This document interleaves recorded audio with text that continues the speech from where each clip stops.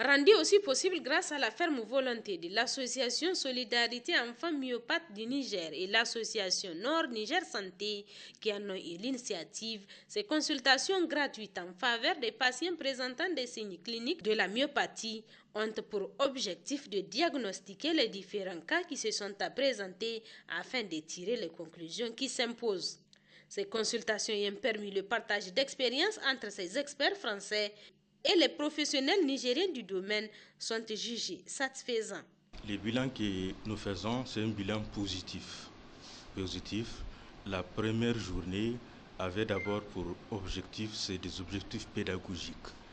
C'est la première fois qu'on a eu l'occasion d'avoir à nos côtés des experts. Vous avez le professeur d'Isbiria, le docteur France Le Turc qui sont venus. Ils nous ont exposé les aspects cliniques et génétiques des maladies neuromusculaires. Et ça a permis à beaucoup d'intervenants d'avoir des idées pour mieux améliorer la prise en charge de ces malades. Personnellement, je suis ravi d'avoir fait le déplacement et de me rendre compte que l'intérêt par rapport à ces maladies existait déjà dans le pays, mais qu'il fallait le renforcer, à la fois d'un point de vue théorique, ça c'était l'aspect pédagogique avec les 2 conférences d'hier, mais également l'aspect pratique, c'est-à-dire en examinant la vingtaine de personnes que nous voyons depuis 2 jours, avec les médecins, neurologues, pédiatres et autres de l'établissement de la référence ou des autres hôpitaux de Niamey, et de voir que cette expertise, cet intérêt pour ces maladies-là va probablement croître avec les mois et les années qui viennent, avec le soutien non seulement personnel du docteur Le Turc et de moi-même, mais aussi des associations, de l'ONG Nord Niger Santé et d'autres acteurs, bien sûr, politiques et décisionnaires au niveau du pays. On est très, très heureux de voir, pour moi, l'évolution, parce que j'étais venue là il y a quelques années pour faire des consultations aussi. Et là, on s'aperçoit vraiment que les patients maintenant sont bien répertoriés, que des jeunes neurologues aussi s'intéressent à ces pathologies-là.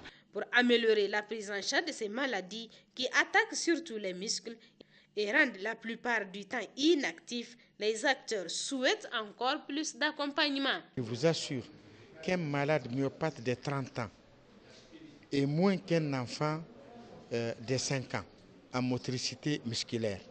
Parce qu'un enfant de 5 ans a toute sa motricité musculaire. Or, un myopathe de 30 ans, il est inanime, il est inamovible.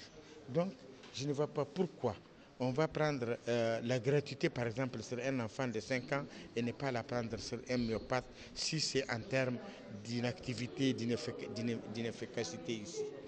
Donc, c'est ça notre cri d'alarme, que vraiment l'État essaie de nous aider à prendre en charge. Ce matin, des familles viennent me demander des fauteuils manuels, mais je n'en ai pas et je ne peux pas acheter.